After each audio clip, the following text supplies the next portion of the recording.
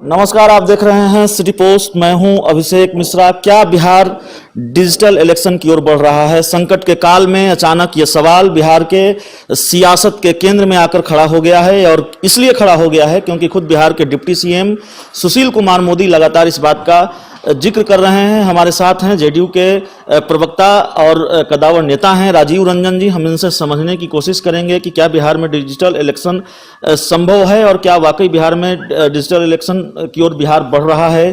दर्शकों को ऑडियो में थोड़ी दिक्कत हो सकती है क्योंकि देह से दूरी का अनुशासन भी निभाना है। तो राजीव रंजन जी, क्या वाकई बिहार डिजिटल इलेक्शन की तरफ बढ़ रहा है? क्योंकि आपके सहयोगी हैं, सरकार में नंबर 2 की हैसियत रखते हैं, और बीजेपी के कदावर नेता हैं, बिहार के कदावर नेता हैं डिप्टी सीएम सुशील कुमार मोदी। वो कह रहे हैं कि जब सारी चीजें ऑनलाइन हो सकती हैं तो फिर वोटिंग ऑनलाइन क्यों नहीं हो सकती? देखिए, सबसे पहली बात तो यह है कि देश में डिजिटल गतिविधियां काफी तेजी से बढ़ी है। लेन देन से लेकर के बड़ी बड़ी जो बैठकें हो रही हैं वो डिजिटल प्लेटफॉर्म पर हो रही हैं। हमारी पार्टी में भी कार्यकर्ताओं के साथ मुख्यमंत्री और हमारी पार्टी के राष्ट्रीय अध्यक्ष नीतीश कुमार जी ने लगातार संवाद वीडियो कॉन्फ्रेंसिंग के जरिए किया है। कैबिनेट की मीटिंग्स हो रही हैं, अधिकारियों के साथ बैठकें हो रही हैं।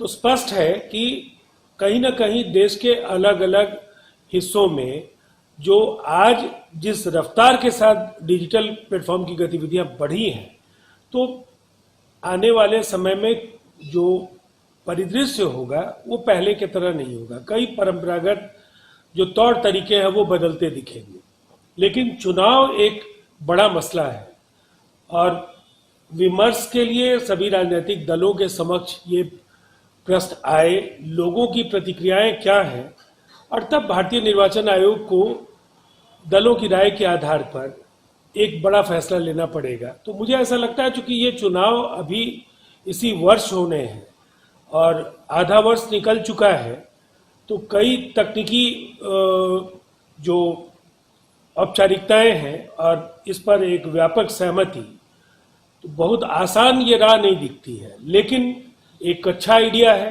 और मुझे लगता है भविष्य में बड़ी सभाओं का आयोजन होना संभव नहीं होगा, हेलीकॉप्टर्स नहीं उड़ पाएंगे, तो सभाओं में जब आप नहीं जाएंगे तो जनता के बीच संवाद स्थापित करने के लिए इस प्लेटफॉर्म का बड़ा इस्तेमाल हो सकता है। लेकिन सीधे तौर पर चुनाव में मतदान के लायक तैयारियां हो पाएंगी कि नहीं हो पाएंगी, इस पर राजनीतिक दलों की सहमति के बाद ही कुछ भी तय। सिर्फ सुशील मोदी के बयान का मामला नहीं है राजीव रंजन जी, और बतौर जेडीयू नेता नहीं, आप बिहार को बेहतर समझते हैं। बिहार की जो स्थिति है, बिहार के जो लोग हैं उनको बेहतर समझते हैं, राजनीति में लंबा अनुभव है, तो ये छोड़ देते हैं कि आप जेडीयू के नेता हैं, प्रवक्ता हैं। क्या संभव है बिहार में डिजिटल इलेक्शन? क्योंकि एक बड़ी आबादी, जो मैं समझता हूं, अगर डिजिटल इलेक्शन होते हैं बिहार में विधानसभा के, तो एक बड़ी आबादी इस चुनाव प्रक्रिया का हिस्सा नहीं हो पाएगी, और फिर लोकतंत्र के लिहाज से शायद ठीक नहीं होगा, और वक्त कम है। इसी साल के अंत में विधानसभा के चुनाव होने हैं। आपने खुद कहा कि आधा समय, आधा वक्त बीत चुका है। हम एक बड़े संकट से लड़ रहे हैं, जूझ रहे हैं, और ऐसे में डिजिटल इलेक्शन की तैयारी कर पाना, उन लोगों के लिए वो व्यवस्था कर पाना जो गांव में रहते हैं, सुदूर, जिनके पास उस तरह के मोबाइल नहीं है, उस तरह की तकनीक उनके पास नहीं पहुंची है, और उनको इस चुनावी प्रक्रिया से जोड़ पाना, इस तरह की चुनाव प्रक्रिया से जो शायद देश में पहली बार होगा, संभव लगता है? देखिए, आपकी बातें बिल्कुल जमीनी तौर पर जो कठिनाइयां आएंगी उसका संकेत दे रही है, और हम ये मानते हैं कि उन्होंने एक विचार दिया है। देश में आने वाले समय में निर्वाचन प्रणाली में कई बड़े बदलाव हो सकते हैं, लेकिन जहां तक राज्य के चुनाव का सवाल है, समय की कमी है और डिजिटली चुनाव संपन्न कराए जाए, इसके लिए मतदाताओं का प्रशिक्षित होना, तंत्र को समझ पाना बेहद आवश्यक होगा। और इसीलिए ये पूरी तरह से राजनीतिक दलों और निर्वाचन आयोग को मिलकर के तय करना होगा। तो इस काल्पनिक परिस्थिति में ये हो पाएगा या नहीं हो पाएगा ये कहना मुश्किल होगा, लेकिन ये राह आसान नहीं है। एक सवाल ये है, आज हालांकि आपकी प्रतिक्रिया आई है उस विषय पर, आज विपक्षी नेताओं के साथ सोनिया गांधी की मीटिंग होने वाली है, और कहा तो गया है, जानकारी दी गई है इस मीटिंग के बारे में कि देश के हालात पर चर्चा होनी है, लेकिन आप ही ने कहा कि हिस्सेदारी बंटनी है राज्यों में, किसको क्या मिलेगा, या फिर विपक्षी बिखरे हुए कुनबे को समेटने की कोशिश है। अगर ये विपक्ष के कुनबे को समेटने की कोशिश है तो ये कोशिश कितनी कामयाब होती नजर आ रही है? इस पूरी विपक्षी मीटिंग को, डिजिटल मीटिंग होने वाली है वीडियो कॉन्फ्रेंसिंग के जरिए, उसको किस तरह से देखते हैं? देखिए, कांग्रेस एक अम्ब्रेला ऑर्गेनाइजेशन के तौर पर लंबे समय से काम करती रही है। कई उनके क्षेत्रीय दलों के साथ जो उनका गठबंधन रहा है, हाल के दिनों में उनके साथी उनसे अलग होते गए हैं। इस राज्य की बात अगर करें तो अभी 2-3 दिन पहले यहाँ के महागठबंधन के 3 दलों ने अलग से बैठक की। उसमें कांग्रेस और राजद के नेताओं को उन्होंने नहीं बुलाया। तो ये कुनबा बिखर रहा है। चुनाव होने हैं, मजदूरों के नाम पर सियासत की जो ये बिसात बिछने जा रही है, इसमें मजदूरों के लिए कुछ भी नहीं है। मजदूरों के नाम पर ये बिखरे हुए कुनबे को एक बार फिर से बटोरने की कोशिश है, लेकिन जो परिदृश्य है बिल्कुल स्पष्ट है, ये कांग्रेस के लिए संभव नहीं दिख रहा है। इसलिए कि दूरियां काफी बढ़ती जा रही हैं और एक चुनाव जिताऊ नेता के तौर पर राहुल गांधी और सोनिया गांधी की छवि आज नहीं है। और इसीलिए राजनीतिक दलों को चुनाव की दृष्टि से कई बड़े फैसले लेने पड़ते हैं, जनाधार की भावनाओं को भी ध्यान में रखना पड़ता है, और इसीलिए कांग्रेस का वर्तमान नेतृत्व सबको समेट पाने में सक्षम नहीं दिख रहा है। एक सवाल यह भी है कि अगर डिजिटल इलेक्शन की तरफ बिहार बढ़ रहा है तो जेडीयू की क्या तैयारी है? क्या वाकई आप तैयार है डिजिटल इलेक्शन के लिए, और वाकई कोई तैयारी चल रही है? क्योंकि बिहार इलेक्शन मोड में तो दिख रहा है, क्योंकि विपक्ष बिल्कुल आक्रामक मोड में है। संकट के शुरुआती दौर में ये दावा किया गया कि नहीं, हम सरकार के साथ खड़े होंगे, संकट के काल में मिलकर इस लड़ाई का सामना करेंगे, लेकिन अचानक तेवर बदला और वार और पलटवार ठीक उसी तरह शुरू हो गया। अब तो डिजिटल पोस्टर वार भी शुरू हो गया है, कई पोस्टर जारी किए गए हैं। तो जेडीयू की क्या तैयारी है, और वाकई क्या लग रहा है कि बिहार इलेक्शन मोड में है? देखिए, बिहार तो निश्चित तौर पर इलेक्शन मोड में अब है, इसलिए कि 1-2 महीने के बाद आचार संहिता और तमाम जो चुनावी तैयारियों का सिलसिला है वो शुरू हो जाएगी। अब डिजिटल इलेक्शन को लेकर के मैंने कहा है, ये इस वर्ष होने वाले चुनाव में जो तैयारियां हैं, मतदाताओं को प्रशिक्षित किए जाने का सवाल है, निर्वाचन आयोग को इसके लिए इलेक्टोरल रोल और तमाम तरह के माध्यमों को लेकर के भी कई बड़े बदलाव की ओर बढ़ना पड़ेगा।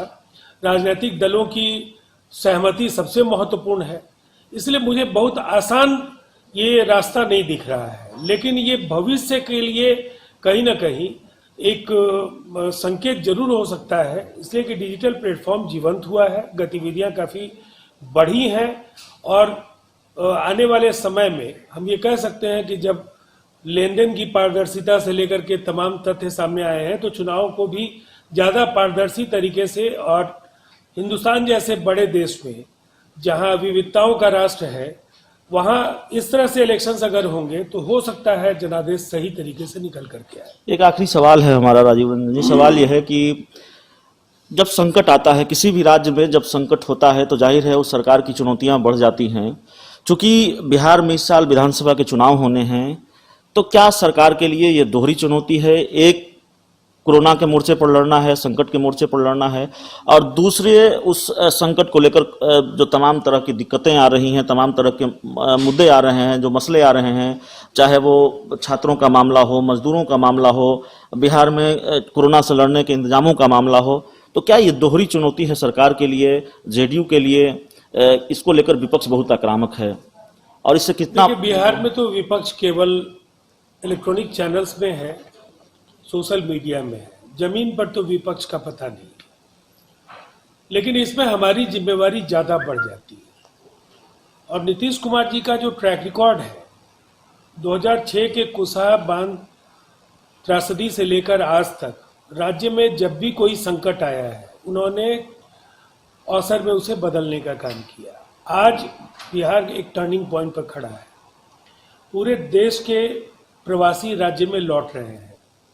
अगर हम उनके लिए रोजगार के अवसर सृजित कर पाते हैं, उन्हें बिहार की मिट्टी में समायोजित हम कर पाते हैं, तो पलायन कम होगा और निश्चित तौर पर बिहार की अर्थव्यवस्था को पर भी लग सकते हैं। इसलिए एक ऐसे दोराहे पर बिहार आज खड़ा है, जहां एक तरफ बहुत ही एक उज्जवल भविष्य की तरफ भी बढ़ता हुआ बिहार देखा जा सकता है, और मुझे लगता है कहीं ना कहीं उस भविष्य को नीतीश कुमार जी ने देखा है। मैंने कहा था कि ये आखिरी सवाल है, लेकिन अब हमारा आखिरी सवाल है। आपकी बात से एक सवाल और निकलकर सामने आया। मुख्यमंत्री नीतीश कुमार लगातार ये कहते रहे थे, अगर मेरी जानकारी सही है तो, कि जो लॉकडाउन में जो लोग जहां हैं उनको वहीं रहने के बेहतर इंतजाम होने चाहिए। अगर बड़ी तादाद में लोग वापसी करेंगे तो संक्रमण का खतरा बढ़ेगा। ये बयान शायद तब आया था जब उत्तर प्रदेश के मुख्यमंत्री योगी आदित्यनाथ ने अपने छात्रों को बुलाया था कोटा से। अब बिहार में बड़ी तादाद में प्रवासी आ रहे हैं, रोज हजारों की संख्या में आ रहे हैं, और स्वास्थ्य विभाग का जो आंकड़ा है वो ये कहता है कि अब तो 1987 है कोरोना का अपडेट जो है, लेकिन कल 1900 था। तो स्वास्थ्य विभाग का जो आंकड़ा था वो ये था कि 1900 में से 1000 लोग जो हैं वो वैसे हैं संक्रमित जो बिहार में दूसरे राज्यों से आए हैं, प्रवासी हैं, जिन्होंने वापसी की है। और सबसे ज़्यादा उन राज्यों से हैं दिल्ली, महाराष्ट्र और गुजरात, सबसे ज़्यादा दिल्ली से हैं। तो क्या ये डर सही था सीएम नीतीश कुमार का? और लगता नहीं है कि अगर वो अपने फैसले पर कायम होते तो संक्रमण का खतरा नहीं बढ़ता? और चूंकि प्रेशर में आगे क्या कोई दबाव आ गया, चूंकि इस साल विधानसभा के चुनाव होने हैं? और देखिए, किसी दबाव की स्थिति नहीं है। कहीं ना कहीं ये संभव तभी होता है जब मजदूर जिन राज्यों में रह रहे हैं वहाँ की सरकारें उनके भोजन, आवासन, उनकी चिकित्सा, जिन फैक्ट्रियों में वो काम कर रहे हैं वहाँ उनके बकाये का भुगतान अगर ये सरकारें करा पाई होती तो मजदूरों के अंदर घर वापसी के लिए इस कदर बेचैनी नहीं होती। लेकिन एक मनोवैज्ञानिक दबाव उन पर बनाया गया और उनको ये कहा गया कि आप अपने घर लौट जाइए। नीतीश कुमार जी ने इस स्थिति को पहले ही समझा था और कहीं ना कहीं वो चाहते थे कि यह प्रक्रिया व्यवस्थित हो, लोग आए लेकिन अफरा तफरी में नहीं आए, केवल लोक लुभावन नारों और वायदों के जरिए उन्हें नहीं लाया जाए, तैयारी के साथ लाया जाए। और व्यवस्थित प्रबंधन के लिए उन्होंने केंद्र सरकार से आग्रह किया और उनके दोनों ही महत्वपूर्ण आग्रहों को नरेंद्र मोदी जी ने स्वीकार किया, चाहे वो गाइडलाइंस का बदलाव हो या स्पेशल ट्रेन की मंजूरी हो। अब जो आ रहे हैं तो निश्चित तौर पर उनकी आशंकाएं थी कि संक्रमण बढ़ेगा, लेकिन अब हमारी कोशिश ये है कि जो भी संक्रमित मजदूर आए हैं वो ब्लॉक हेडक्वार्टर्स में क्वारंटाइन में अवधि पूरी करें। विपक्ष जो भी शोर शराबा करे उनके लिए ज़्यादा असहज था कि वो सीधे होम क्वारंटीन के नाम पर उन्हें घर भेज देते, लेकिन बिहार के गांवों को बचाना भी एक बड़ी चुनौती थी, इसलिए कि अभी भी कोरोना के संक्रमण से बिहार के गांव बचे हुए हैं। अब इन्हें अगर ब्लॉक हेडक्वार्टर में रेड जोन में रखा गया है तो इनका मिलना जुलना बाहर के लोगों से नहीं होगा, तो गांव अभी भी बच सकते हैं। विपक्ष को थोड़ा रचनात्मक सहयोग करना चाहिए, संकट की घड़ी है। उकसावे की राजनीति जिसमें वो प्रवासियों को उकसाते हैं, अव्यवस्था पैदा करने के लिए दबाव बनाते हैं, तो मुझे लगता है इन चीज़ों को अगर किया जाए तो हालात सुधर सकते हैं। तो राजीव रंजन जी, हमसे बात करने के लिए बहुत बहुत शुक्रिया। तो हमारे साथ जेडीयू के प्रवक्ता राजीव रंजन जी थे। बिहार की राजनीति को समझते हैं, बिहार को समझते हैं और जाहिर है अपनी पार्टी को तो समझते ही हैं। हमने ये जानने की कोशिश की कि क्या वाकई बिहार डिजिटल इलेक्शन की ओर बढ़ रहा है। आने वाले दिनों में संकट को देखते हुए कोई बदलाव हो सकते हैं, राजनीति की रवायत भी बदल सकती है, लेकिन बिहार में डिजिटल इलेक्शन अभी फिलहाल संभव नहीं दिखता। और जो तमाम दूसरे सवाल हैं उनके जवाब तलाशने की भी कोशिश की है हमने राजीव रंजन जी से। ये खबर आपको अच्छी लगे, ये इंटरव्यू अच्छा लगे, इसे अपने दोस्तों के साथ खूब से खूब शेयर करें। प्यार, समर्थन और सहयोग के लिए बहुत बहुत धन्यवाद।